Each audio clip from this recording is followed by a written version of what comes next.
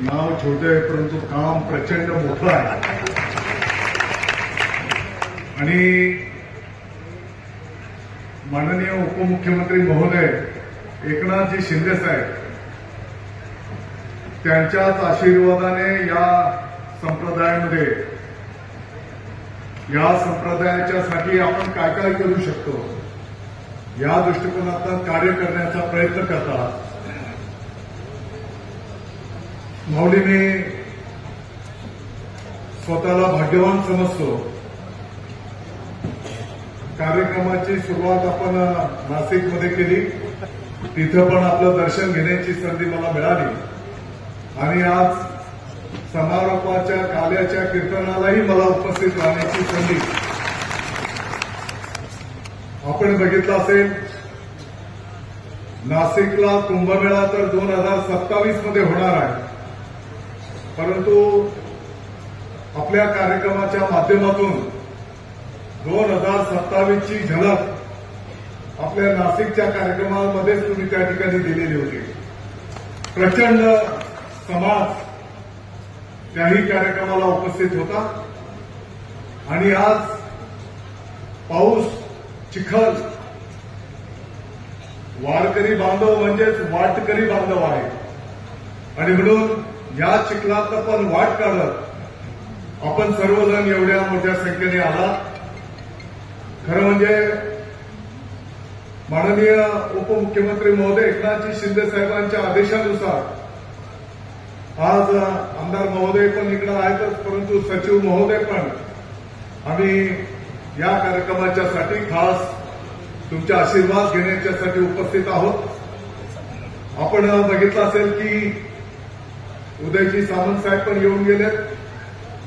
आपण बघितलं असेल पंढरपूरच्या आषाढीची तयारी, एक मुख्यमंत्री पातळीवरचं नेतृत्व, अगदी भक्तगणांच्यासाठी ज्या शौचालयांची व्यवस्था केलेली आहे ते शौचालय पण व्यवस्थित आहेत की नाही ते उघडून पाहणारं नेतृत्व आपल्या महाराष्ट्राला त्या ठिकाणी लाभलेलं आहे आणि त्यांच्याच आदेशानुसार आपण बघितलं असेल माऊली, आपण मला वाटतं की एक 3-4 वर्षापूर्वी आषाढी एकादशीची तयारी करत असताना ज्या सुनील देवरे माऊलींचं तुम्ही नाव घेतलं, आमचा एक वारकरी आहे, तर त्या व्हीसीवरून तत्कालीन मुख्यमंत्री महोदय एकनाथजी शिंदे साहेबांना आम्ही विनंती केली की या आषाढी एकादशीला जी वारकरी वाहन घेऊन येतात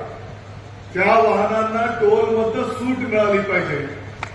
मला वाटतं की क्षणाचाही विलंब न करता तत्कालीन मुख्यमंत्री महोदयांनी ते आदेश काढले आणि तीच परंपरा अगदी वारीमध्ये जर कुठे दुर्दैवाने एखाद्या वारकरी आमच्या बांधवाचं काही गालबोट लागलं तर त्याच्या कुटुंबाची सुद्धा जबाबदारी घेण्याचा निर्णय माननीय एकनाथजी शिंदे साहेबांनी त्याच काळात केलेला। मला वाटतं की काही दुर्घटना झालेल्या त्याची अंमलबजावणी आता येणाऱ्या काही दिवसांमध्ये 30 वारकरी महोदयांना 1.5 कोटी रुपये देण्याचंही त्या ठिकाणी निश्चित करण्यात आलेलं आहे। मला वाटतं की मी वेळेचं भान ठेवतो। तुम्ही कीर्तनामध्ये भौरा हुतुतू लमानी तर त्या विषयांकडे आता आम्ही विद्यार्थ्यांना घेऊन जाणार आहोत।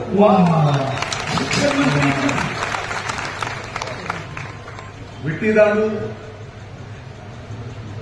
कबड्डी, कुस्ती या विषयांकडे आपल्याला विद्यार्थ्यांना न्यावं लागणार आहे। या कार्यक्रमाचं औचित्य साधत माऊली, आम्ही राजकारणातले लोक आहोत, आम्ही स्वार्थी आहोत आणि म्हणून मी आपल्याला या निमित्ताने आपल्याला सगळ्यांना विनंती करणार आहे, आपल्या घरातली जी लहान मुलं आहेत, नातवंड आहेत, त्यांच्याशी तुम्ही दररोज अर्धा तास चर्चा करा।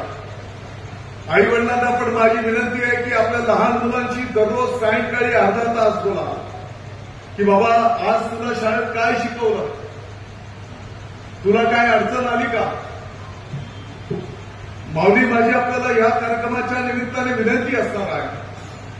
संपूर्ण महाराष्ट्रामध्ये आपल्याला मानणारा एक वर्ग आहे.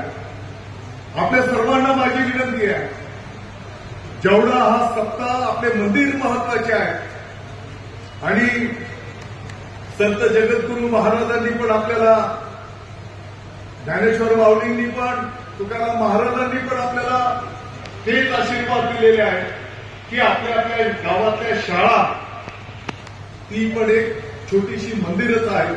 त्या मंदिरांकडे तुमच्या आशीर्वादाची गरज आहे.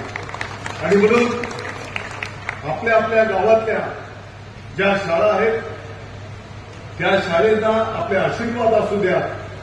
आणि येणाऱ्या काळामध्ये तुमच्या मार्गदर्शनासाठी जे काही महानुभाव आहेत त्यांच्याशी आम्ही, आमदार महोदय, आम्ही सर्वजण आपल्याला भेटून विनंती करणार आहोत. माननीय एकनाथजी शिंदे साहेबांचे आदेश आहेत. तुम्हाला मानणारा, तुमच्या एका शब्दाला किंमत देणारा एक मोठा वर्ग आहे. आणि म्हणून तुमच्या आशीर्वादाची, तुमच्या आदेशाची त्या ठिकाणी नितांतपणे आवश्यकता असणार आहे. मी आपलं सर्वांचं या ठिकाणी स्वागत करतो. तुमचं सर्वांचे मी आभार व्यक्त करतो. हा कार्यक्रम मला वाटतं की एक कार्यकर्ता म्हणून मला पण या ठिकाणी शिकायला मिळालेला आहे. भविष्यामध्ये नाशिक जिल्ह्यामध्ये आपल्या आगमनाची आम्ही त्या ठिकाणी वाट पाहू, एवढंच मी या निमित्ताने सांगतो.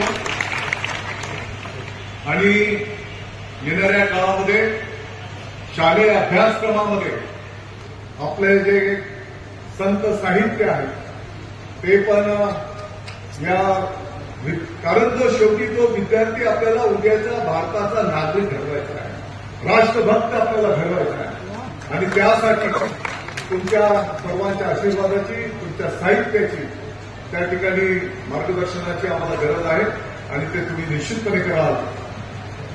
रामकृष्ण.